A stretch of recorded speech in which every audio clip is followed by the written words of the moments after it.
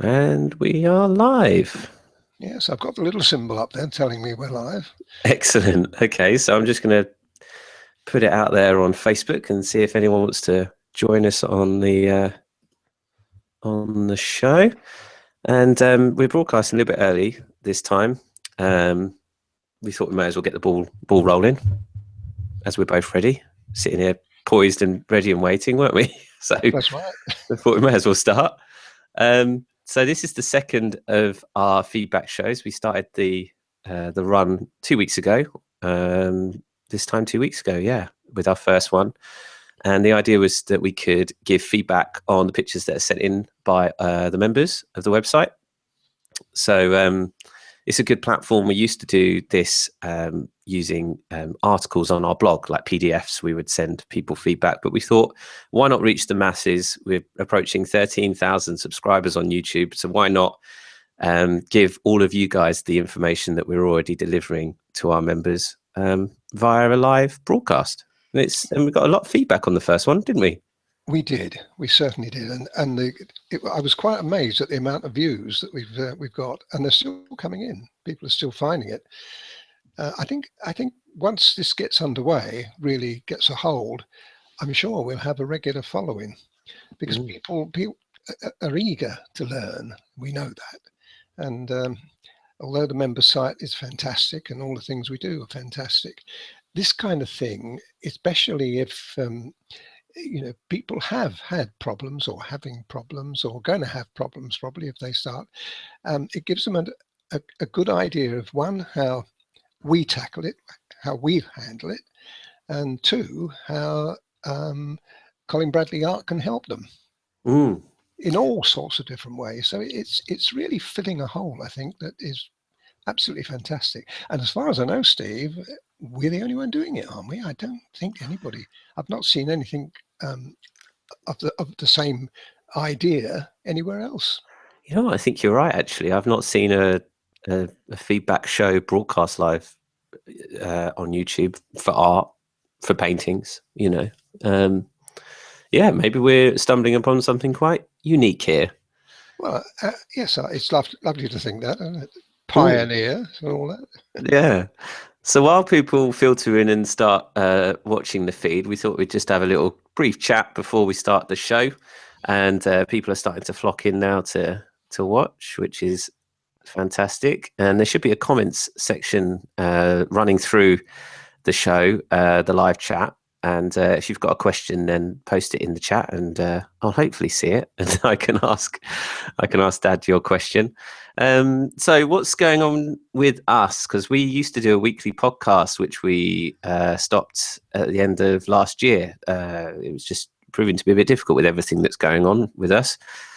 So we used to give updates on what's going on there. So let's have a little chat about what we're up to. There's something. Right.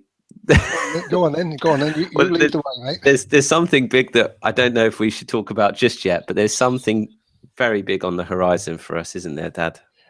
Yes, I agree that we shouldn't actually tell anybody yet. It won't be long. I mean, give us a bit more time, and we will. It's something that is, I think, going to change the face of Colin Bradley Art. Actually, it's such a big thing, and I'm very excited. I know you are. About it.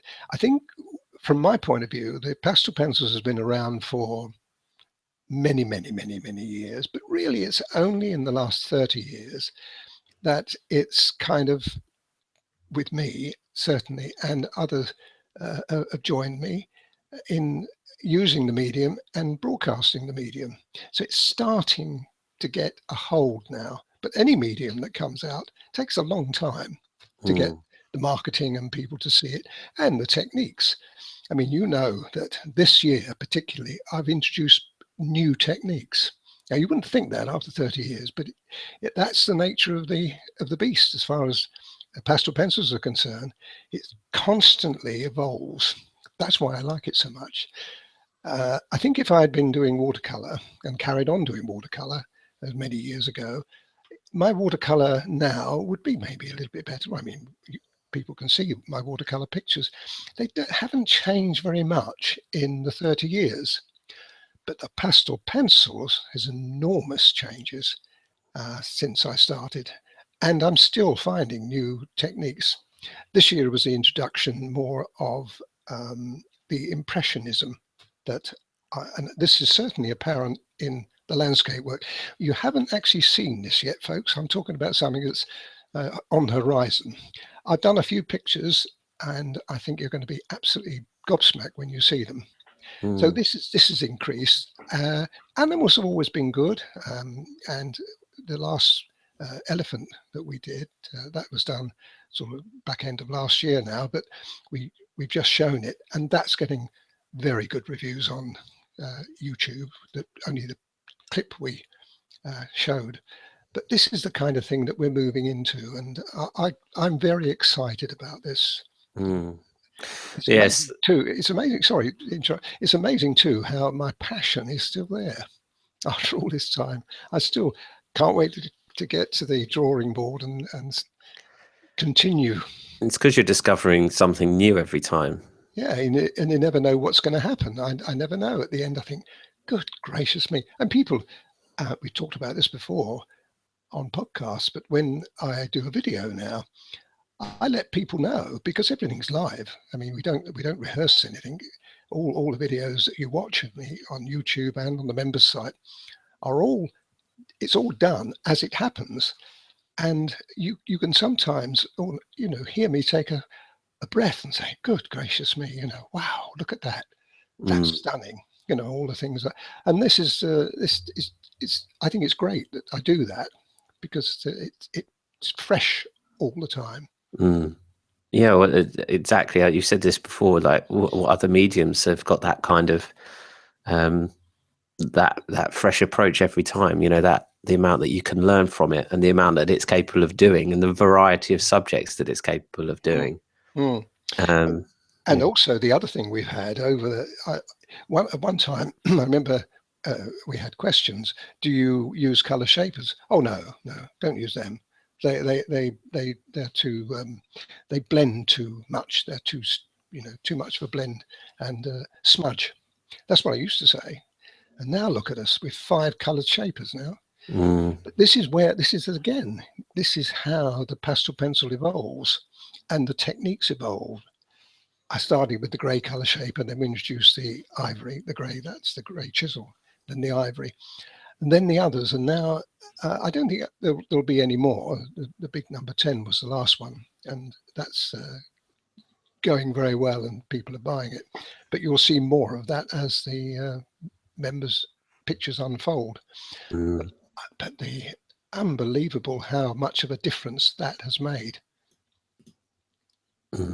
Yeah, massive difference, huge difference, and that's really changed your pictures. Those have really changed your pictures. Without the inclusion of those, it would restrict the medium somewhat, wouldn't it? But the fact that you're able to blend and manipulate the pastel, that's right, with those tools, and then another thing where these tools have certainly helped me is my original. I used to say to people that as a general rule, you work from light to dark. You always work from light to dark, like watercolor. Well, now I'm working on light on dark. It's reverse of that. Generally, as I said, we still stick to that kind of rule. We work on the lighter colors, but just recently, over recent pictures, I've been doing an awful lot of light going over dark, and this is creating even more technique. And I mean, you've been seeing it with the black dogs, where I put the white and the greys back on top, but it's become more obvious now. And I've just done a landscape picture where I started with a dark color, like 181, for instance. Whoa, really? Yeah. And then I put on greens, and I mean, it was meant to be a dark picture, and it was. It's come up stunning. Now, that at one time, if you'd have said to me, or a customer said, "Can you do that, Colin?" Oh no, you can't do that. No, that's against the rules. And here's me doing it now. So this is where we're moving. The pastel pencil has got is coming into another era. Mm. and I haven't finished yet. It's crazy. It's crazy because you're breaking your own rules that That's you right. know.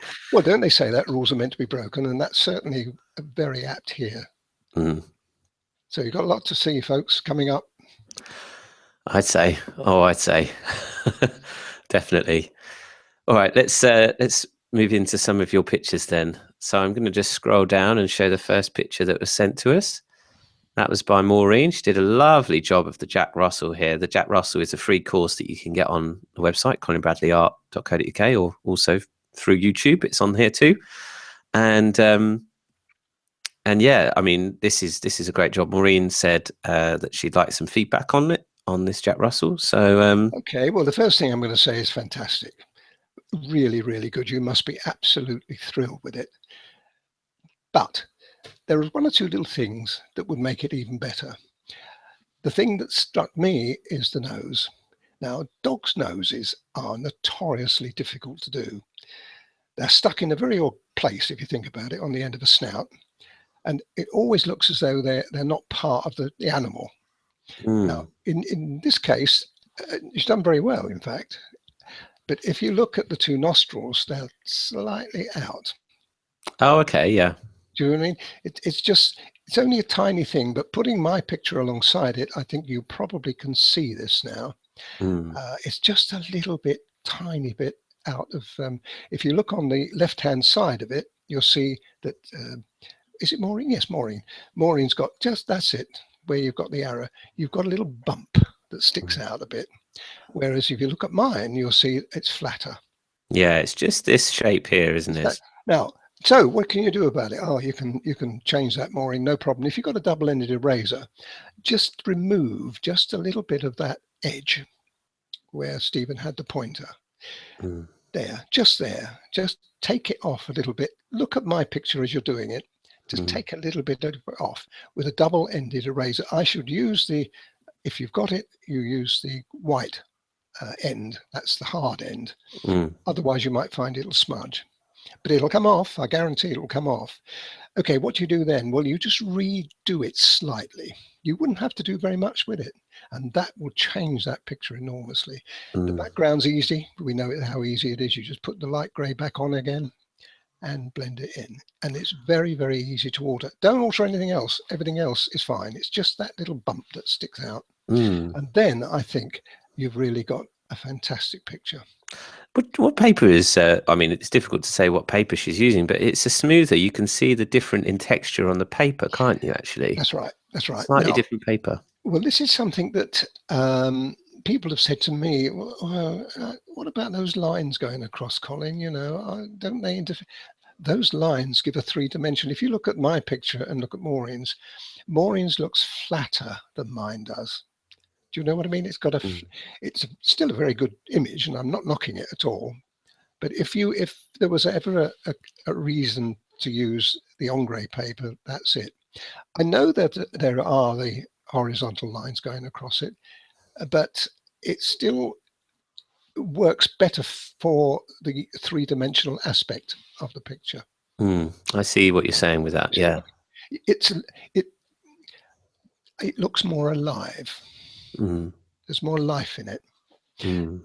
You could argue that pictures that are painted on flat paper, or that with a light tooth, is more of a painting. Looks more like a painting, and I think that is the case in here. But mine looks more real.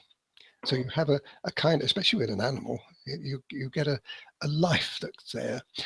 You know, I've often said in the past that the impression is more important than the actual. Yeah, that is what I've got there. But well done, absolutely well done. And we've had quite a few the Jack Russells we've seen. Yeah, and they're all great. They really are. This was one of the easier ones, and it was deliberately done that way because it went on YouTube as a freebie, you know, to encourage people to try it. So it wasn't too complicated, but really good. Really pleased. There is one tiny thing. What can I just say? Point one small thing out. Go on then. Go along the top of the head. Just this bit here. Yeah, just there. You see, it's just a little bit accentuated, just a little bit more than mine if you look at it. A fraction, And yeah. that's resulted in where the dark area meets the light area, right at the top of the head, right at the middle of the top of the head there. You've got a little bump. Now, you could say, are you being picky, Colin? And you'll say, of course I am. You are, yeah, but that's what people send That's it. what that's what you're paying me for, folks. Now, you could do exactly the same there as I showed you on the nose. Get your double-ended eraser, the harder end, and just take a whisper off the top of it. Just take the top of the head off, just a tiny bit. That bit there, isn't it? It won't hurt him. And then put it back, and you'll find once again these little tweaks are so important. Yeah, well, that's the beauty of it, that you can just simply take a double-ended eraser and just go, oh, I'll just take that off. Where else could you do it in artwork? If it was watercolor, you've got no chance. Acrylics, you'd overpaint, but then you'd leave a trace element there. If in oil, you could do it in oil. You just scrape the oil off and put it back on. But the pastel pencil is forgiving. It forgives you for a mistake that you make. Good point. Good point. Well, thanks, Maureen, for sending in your picture. It's done a really good job, and I hope those little tips help and help anyone else out there. And definitely give that Jack Russell a go if anyone hasn't out there. This great project. So the next one was sent to us by Roz, and it was more just a little bit. You've touched on it actually about the tooth. She did a fantastic job at this Black Labrador. Really good job. And I just included the email there that people can see. But Ross says, I cannot seem to get rid of the lines which occur naturally. My thought behind this is to keep on layering the pastel to fill the tooth, but it's taking a lot. So which it does. I mean, that's the layers. Yep. That's the idea, isn't it? Absolutely. So, I mean, you can see it more in the lighter colors, which she says there, that the tooth is more visible, and certainly going back to your Jack Russell, you can see the tooth as well on the lighter colors. But just explain about that tooth on this picture. Well, I've got to be honest, that it's a great picture, and I wouldn't knock it at all. I don't think the tooth, I can hardly see that tooth, and Ross will probably say, yes, that's because I filled it up. Well, then that's what I do. I fill it up too. So you've done a great job. If we talk about noses, aren't we? Now look at that nose. Now that's a great nose. That is a great nose. So very 3D. It is. So I'm glad we've got it there. The tongue, great. Now, tongues are very difficult to do, but again, the shadow underneath the jaw, top jaw. That dark shadow is great. You've done really well. Don't really notice that here. Yeah. No, but that, you see, that could have gone so wrong. It's because Ross has followed my instructions with the base color underneath there, and then put the dark on top of it. Now you could have just put dark, and someone would have looked at that and thought, oh, it's a dark bit. So I put a dark bit, and it would have looked horrible. But it worked really well. So I think, to be honest, I think Ross should be thrilled with that. It's really good. And once again, now looking at that picture, doesn't it look as though it's going to bark? Yeah, there's a life. There's a life to it. Yeah, definitely. And this isn't me doing it.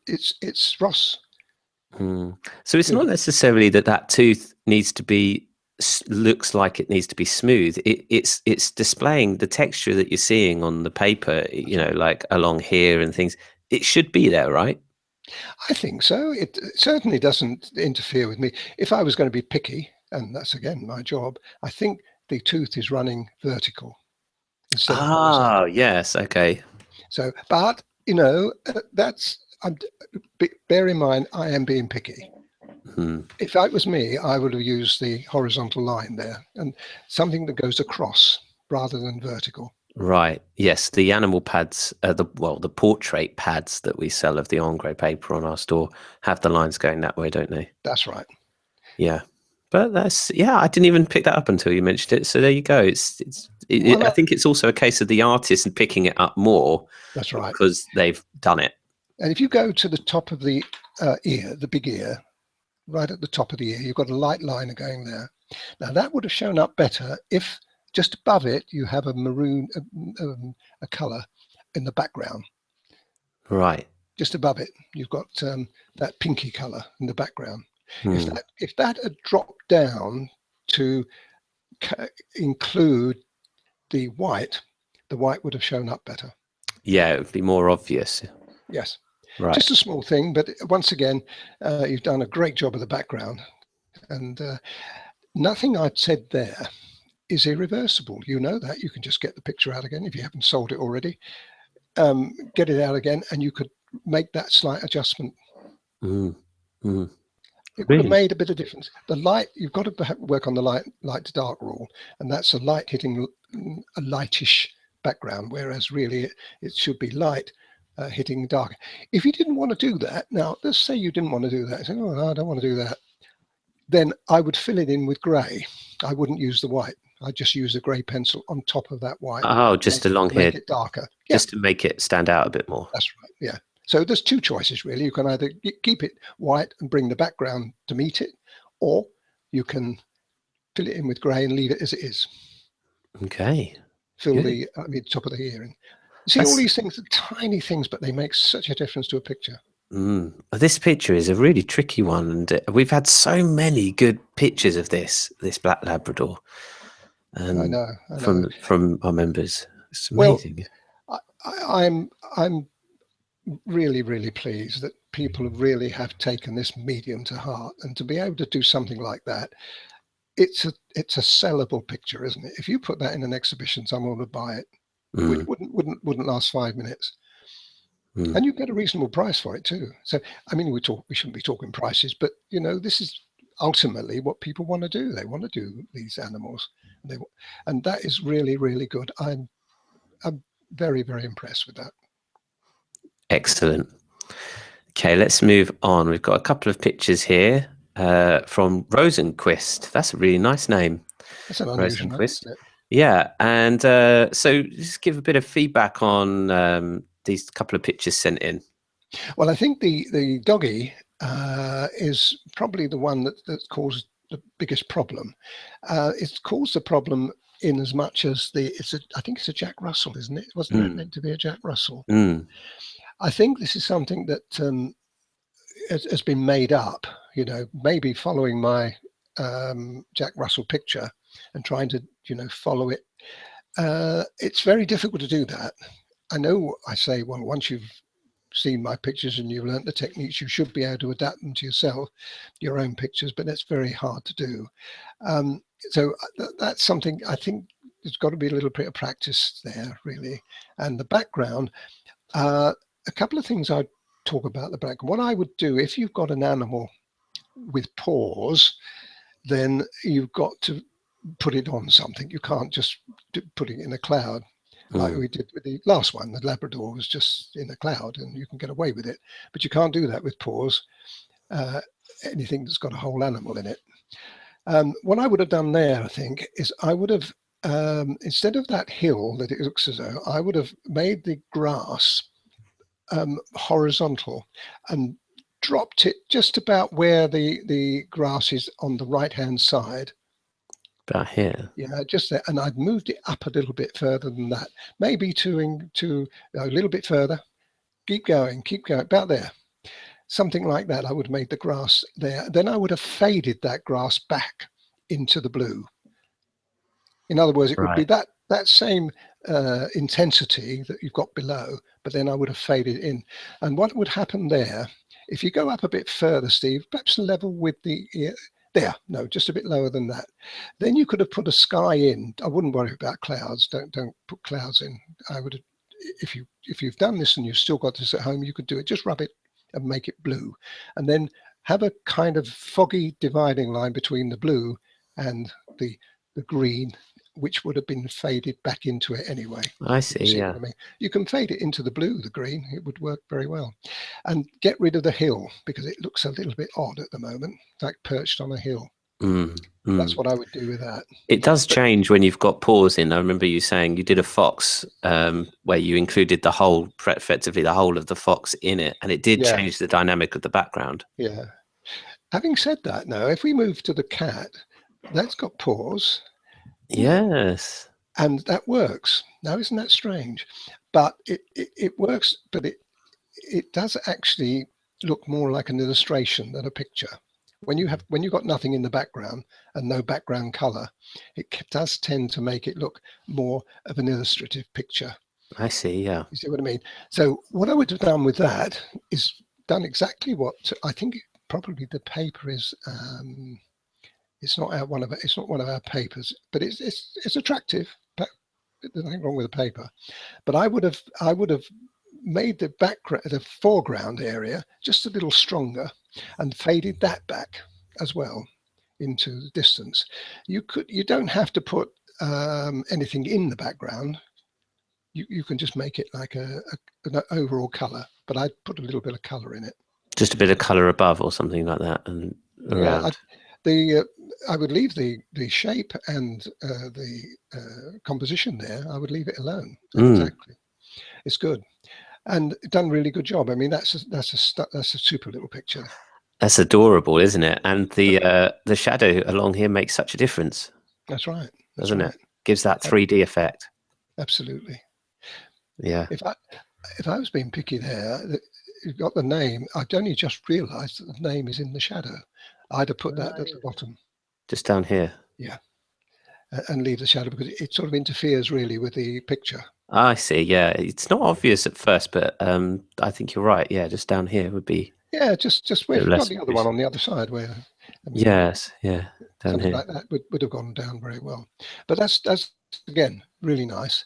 I think if a little more attention is needed to the eyes there. The eyes are just not quite right. Okay. Okay. I can't really, without something to compare it with, I can't show you what it would have looked like. Yes. Yes. You need the reference as well to see those. Yeah. So when this is something that if people want these feedbacks, it's always a good idea to send me the reference pictures that you're taking it from, if in fact you're taking it from one. Because then I can give you more pointers. I can say, well, look, you could have done that. In fact, we're coming up to one very soon where I've actually requested the student send me a picture. But otherwise, no, once again, really, and I think she's only just started this. This is the sort of first couple of pictures she's done, so it's really good for that. Definitely.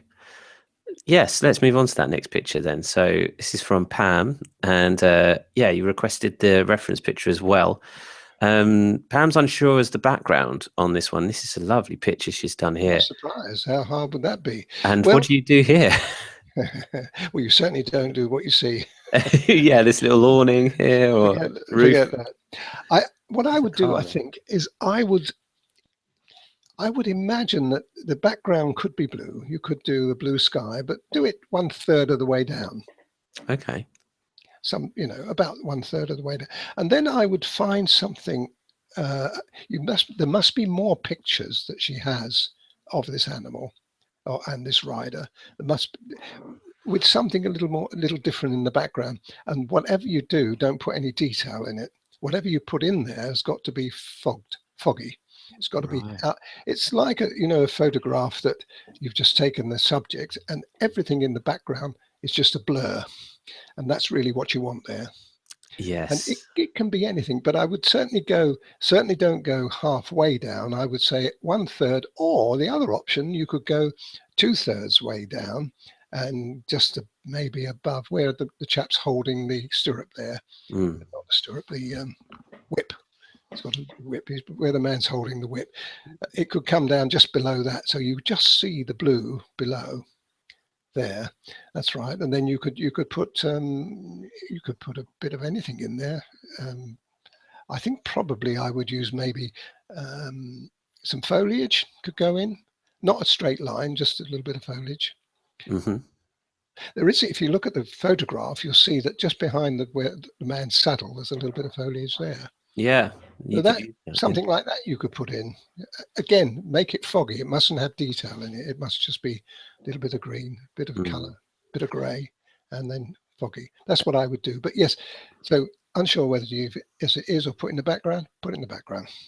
And I've showed the colours. The colours could be almost anything, but certainly the blue would work quite well. And the blue and the green would work. It gives an outdoor look then, outdoor appearance.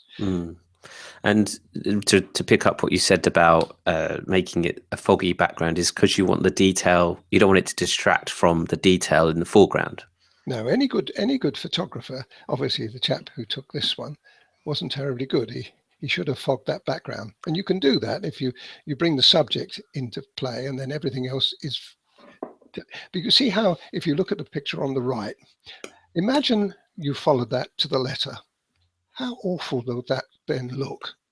Yeah, well, it's you need a depth of a very good camera that has the depth of field, and you know, Right. because it's the same thing, isn't it? If you look at a picture done with like a DSLR camera, the lens, depending on the lens you use, it can blur the background and That's leave right. the subject in focus. So effectively, what you should be creating with your pictures and your paintings is a similar effect as if it's a super professional photo. That's right. The same sort of thing applies. That's right. Absolutely right. Yeah. But Mm, I'd keep it simple. Whatever you did there, I'd keep the background simple, because you've got a lot of complicated things happening in the picture. yeah, You don't want it doesn't want competition. You don't want competition from a background. yeah, that's true. Yeah, look at this as well. The mane as well is lovely detail there in the mane. You can Really see there good. it's plaited, isn't it? It's like a I can plaited mane. understand though why Pam thinks, well, does it need a background? Because it's imagine putting it in and then ruining it. You know, Yeah, you think, oh, all that work I've done. But I've got to be honest, if you don't put a background in my opinion, you've ruined it. right. It needs something, even if you did only just put a grey in there with different tones, where you have the light against the dark and the dark against the light. Even if you did grey, I think it'd be a bit boring, but you could even start off like that with the grey and then add colours into it. Add a bit of colour, bit of blue, bit of green into the grey. I think that's probably what I would have done. You see, what I do when I've got a picture of this kind, and very often you'll see me when I'm doing um, my member site pictures, you'll see I say, you know, folks, I've no idea what I'm going to do here. And I generally don't have any idea. So what I do is I start off with a base color, and the base color of this would be grey anyway. And then I kind of make it up as I go along. And that's the thing you can do. But even just a grey background with a couple of different tones in it would be better than what's No background at all. no background at all. Yeah. Okay, Strange, we've good. covered this a couple of times, haven't we? In this these pictures we've just seen. Yeah, yeah, it's a running theme. Okay, the next one is a little bit off topic for feedback. This is a picture that Adam has sent us, this picture here. And he'd like to draw this picture, and he's wondering about the colours to use, especially in the ear. There's lovely different colours there, contrasting colours within the head and the ear. And I mentioned to Adam that you've got a white horse picture that is available on our members site that uses a similar kind of tones. It's the same kind of horse, really, isn't it? And that to pick up a lot of colours Mhm. from that project. But I thought we could touch upon it as well here, just to talk a little bit about what you would do here. Absolutely. Okay, Steve. Well, first of all, let me say that I certainly wouldn't put the horse in as it's there. I wouldn't do it as it's there. I would do it similar to my one. Now, let me show you where I would put the dividing line here. If you've got your little cursor and you see just below the nose and the mouth, you've got a little line, little pink line that runs down. Can you see it on, not on mine, on the I know what I'm going to do is I'm just going to show you. You can tell me where you would stop, crop look, this. down a bit, up a bit. That sounds like Golden Shot. Do you remember the Golden Shot years ago? No, you probably Oh, I wouldn't. don't. Well, my members know. Anybody in England would know. Up a bit, Steve, and just a touch. Bit more, bit more, bit more, bit more, bit more, bit more. Bit more. Stop. Right. Now, that point there, if you won't be able to do this with the cutting in, but if you go from that point there, that's the bottom of the area that I wouldn't go any further. Yeah. Then you've got like a natural V there. It's very slightly shaded either side of that line that's directly above the little black dot that's there. That's it. You've got that little pink line that runs up to the mouth. Now, either side of that, you've got like a natural V. Can you see it? Yeah, I can. Yeah. Now, follow that natural V on the right-hand side, straight up. That's it. keep going, and then you'll see again a natural. It cuts back into the head again.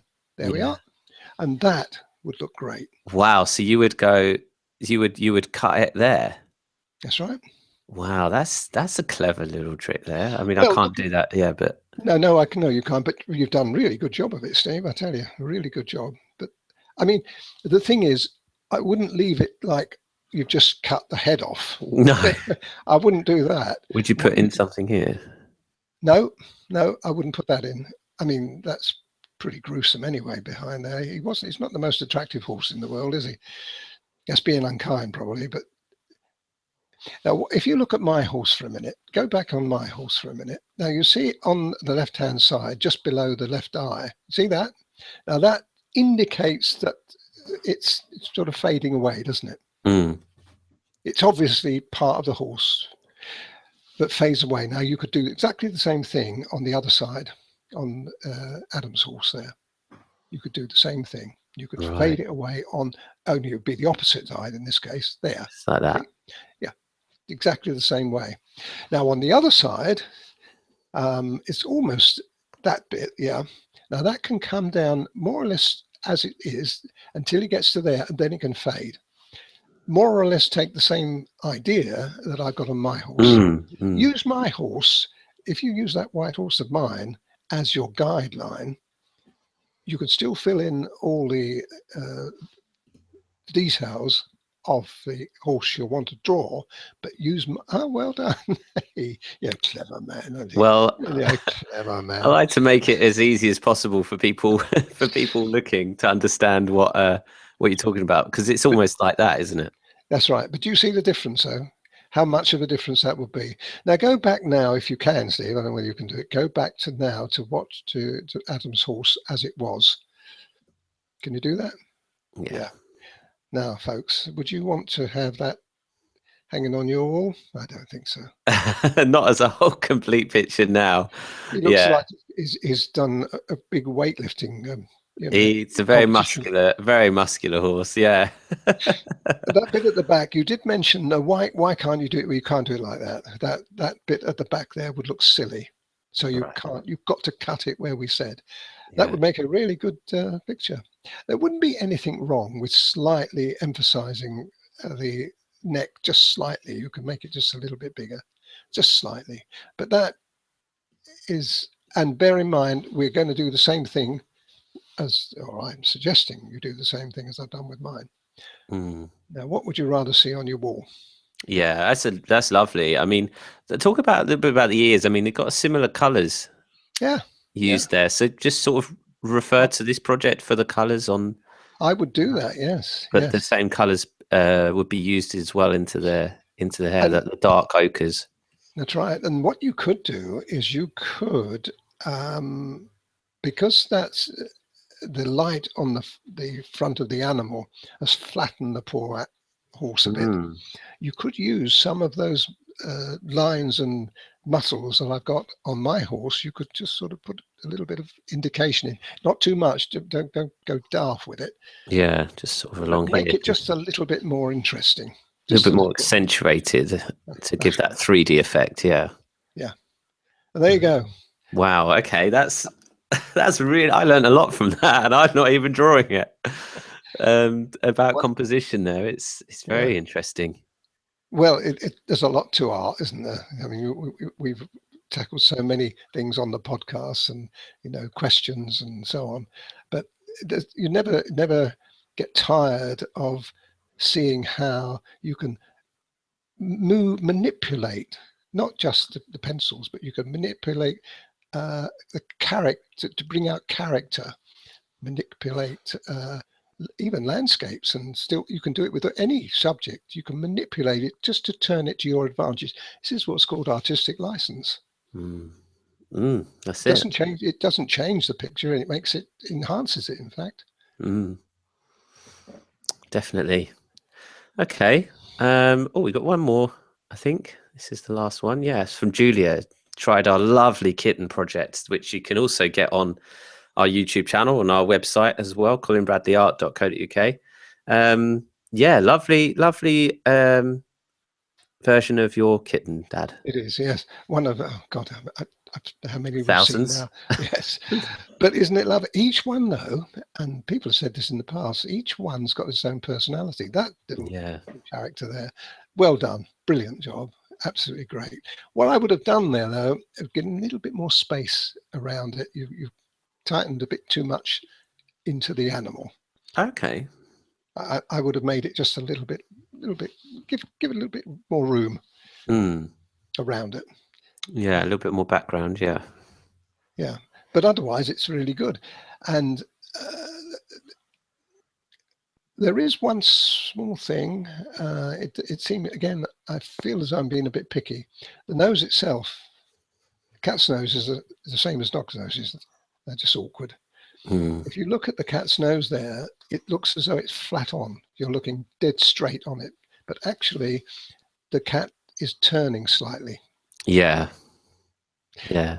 So you do need to reflect that really in the nostrils, for instance. Yes, so slightly on one rotate side, the nose. Yeah. Yeah, you need it to be less straight on. It needs to be slightly to one side. I mean, look at my picture for that. That will tell you better how it works. But that's only a small thing. And really, if you didn't want to do it, I would leave it.